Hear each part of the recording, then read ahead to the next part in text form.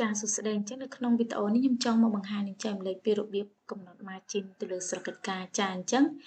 អឺកំណត់ព្រំដែននៃស្រកិច្ចការយើងថាតើនេះកន្លែង cursor យើង load នេះគម្លាតនៃគែមកណ្ដាស់មកកន្លែងcursor របស់យើងហ្នឹង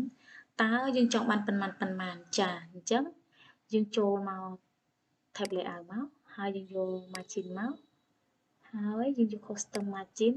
នេះកន្លែងនេះយើងមើលកន្លែង margin ហ្នឹងគេដាក់ top left bottom right អញ្ចឹងមានន័យថាអឺគម្លាតខាងលើខាងឆ្វេងខាងក្រោមខាងស្ដាំអញ្ចឹងបើសិនជាយើងធ្វើជាសភៅអីយើងអាចដាក់ថាអឺ 2.5 អីទៅដើម្បីឲ្យគម្លាតខាងឆ្វេងហ្នឹងវាឃ្លាតឆ្ងាយតិចដើម្បីយើងងាយស្រួលកັບជាសភៅអញ្ចឹងណាអញ្ចឹងកន្លែងហ្នឹងយើងអាចដាក់ទៅតាមតម្រូវការរបស់យើងអញ្ចឹងយើងធ្វើការអូខេមកចាអញ្ចឹងការកំណត់ margin យើងគឺមានតែប៉ុណ្ណឹងប៉ុន្តែមួយទៀតយើងចូលមកកន្លែងនេះកន្លែង margin របស់យើងនេះអញ្ចឹងកន្លែងនេះគឺជាគំរូស្រាប់ឧទាហរណ៍ថាយើងយកនោះមកអញ្ចឹងយើងឃើញកន្លែងនេះគម្លាតនៃគែមកណ្ដាប់របស់យើងខិតចូលក្នុងបន្តិចបើសិនបើយើងយកកន្លែងនេះគេដាក់ថា narrow អញ្ចឹង